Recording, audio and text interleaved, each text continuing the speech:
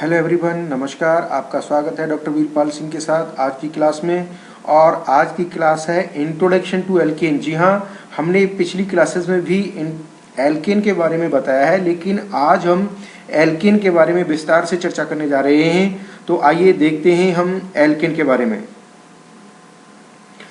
Introduction of alkene. जी हाँ, ये आज हम विस्तार से अध्ययन करने के लिए जिन जिन बिंदुओं को टच करने वाले हैं, जिन जिन बिंदुओं को हम अध्ययन करने वाले हैं, उनके बारे में आज विस्तार से अध्ययन करते हैं। देखते हैं वो कौन कौन से बिंदु हैं। सबसे पहले तो हम एल्केन जो होते हैं उनके बारे में ये देखते हैं कि उसकी स्ट्रक्चर क्या होती है मॉलिक्यूल की। उसका जो बेसिक मॉलिक्यूल जो मैथेन और एथेन से शुरू होता है उसकी स्ट्रक्चर क्या होती है। तो आइए देखते हैं। यहाँ पर ये जो एथेन का मॉलिक्यूल है, इसमें ये दो कार्बन है जो कि सिंगल बॉन्ड से जुड़े हुए हैं, और इन कार्बन के साथ प्रत्येक कार्बन के साथ तीन हाइड्रोजन बॉन्ड, जो कि हमने थ्री डायमेंशनल स्ट्रक्चर इसकी दिखाई हुई है। ये कार्बन जो है वो एक दूसरे के सामने भी हो सकते हैं और एक दूसरे के मध्य में भी हो सकते हैं।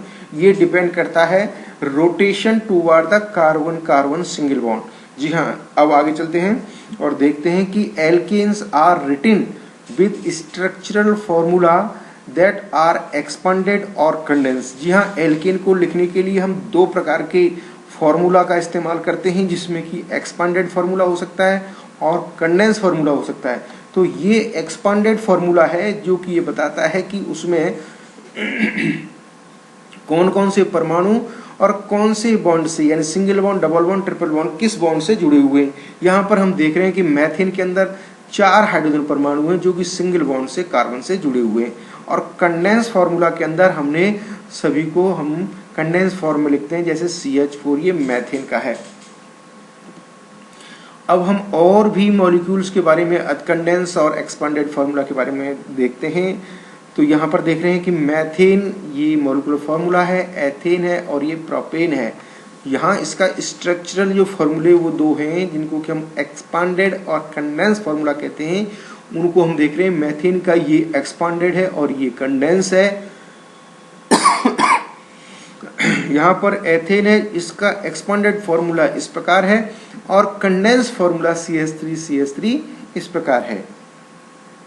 इसी प्रकार से प्रोपेन का जो एक्सपेंडेड फार्मूला है वो इस प्रकार से है और कंडेंस फार्मूला है वो इस प्रकार से हम लिख सकते हैं। इसी प्रकार से हम एक्सपेंडेड फार्मूला जो कि ईच कार्बन और उससे अटैच हाइड्रोजन एटम की व्यवस्था को बताता है, तो इस एक्सपेंडेड फार्मूला को हमने कुछ इस प्रकार से भी एक्सप्लेन करने की कोशिश की है। और ये कंडेंस फार्मूला है, हमने उसको इस प्रकार से कुछ बताने या एक्सप्लेन करने की कोशिश की है।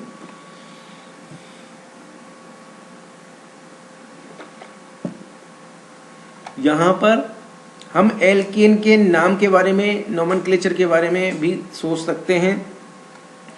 तो यहाँ पर name of the alkene determined by the IPSC, international union of pure and applied chemistry system. यहाँ एंड जो होता है एल्केन के नाम में दो भागों में बांटे, ये प्रीफिक्स और एन, इसको कि हम सफिक्स बताए हैं। तो एंड है या सफिक्स है वो एन होता है, और जो प्रीफिक्स होता है एल जो प्रीफिक्स होता है ये नंबर ऑफ कार्बन एटम के नाम को व्यक्त करता है। जी हाँ, जैसे कि यहाँ हम इसको एक टेबल के द्वारा एक्सप्लेन करने की कोशिश कर रहे हैं।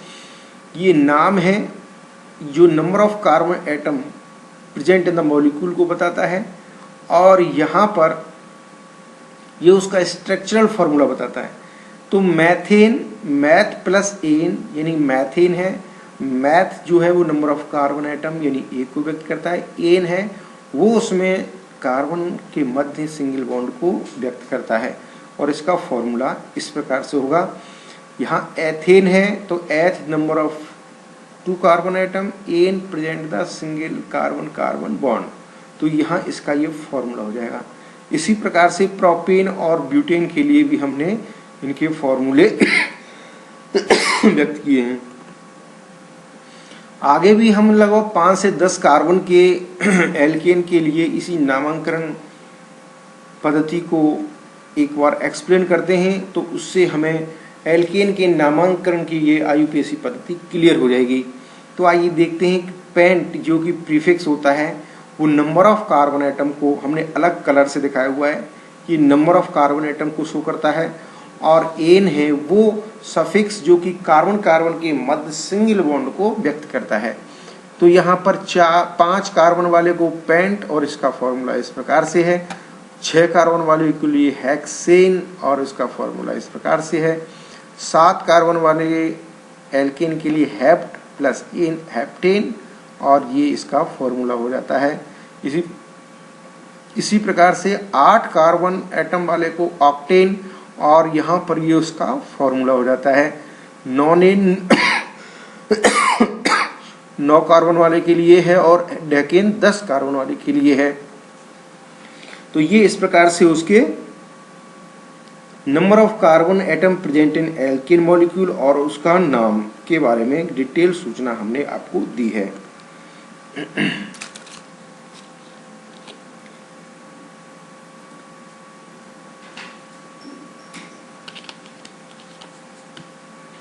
अब यहाँ जो सबसे बड़ी बात ये जो हमने अभी पढ़ा है उसके बारे में एक बार हम कुछ क्वेश्चंस सॉल्व कर लेते हैं।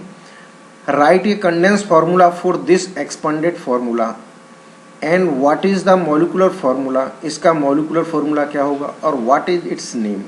यहाँ पर हमें इसका कंडेंस फार्मूला लिखना है और इसका मॉलिक्यूलर फार्मूला लिखना है और इसका नाम लिखना है। तो देखते हैं इसका कंडेंस फार्मूला क्या होगा।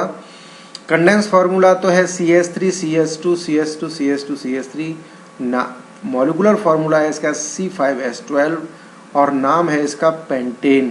तो इस प्रकार से हमने इसको सॉल्व किया है। Writing structural formula, carbon atom in a chain maintain tetrahedral shape are connected to zigzag pattern are drawn as a 2-dimensional, C can be written in several कन्फॉर्मेशंस।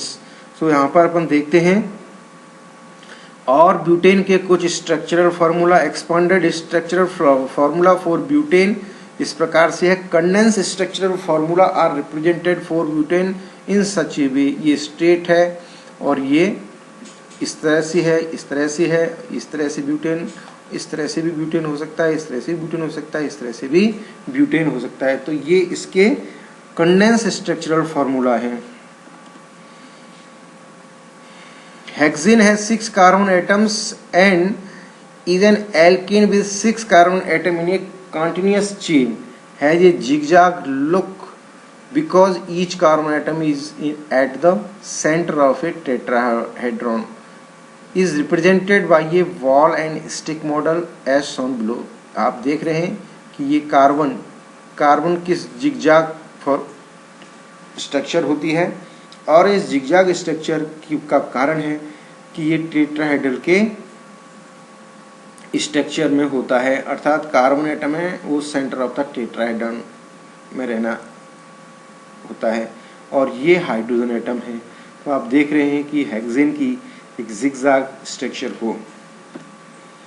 अब आइए दोबारा से एक और क्वेश्चन हम सॉल्व करते हैं। Right and condense structural formula for ethane and heptane, इनके लिए कंडेंस स्ट्रक्चरल फार्मूला लिखना है।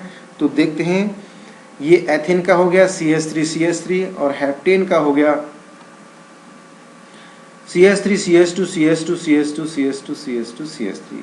तो ये इस प्रकार से हमने अभी फॉर्मूले शो किए हैं। तो इसके साथ ही हमें आज की क्लास में आपको धन्यवाद प्रेषित करता हूं और आपको याद दिलाता हूं कि आप मेरे सभी प्रीवियस लेक्चर्स को सुन और देख सकते हैं मेरे YouTube चैनल पर, इसलिए आप मेरे YouTube चैनल को लाइक और सब्सक्राइब करना ना भूलें। Thank you. और अगर आपको मेरे नए लेक्चर्स की जानकारी चाहिए तो बेल आइकन को जरूर दबाएं। Thank you very much.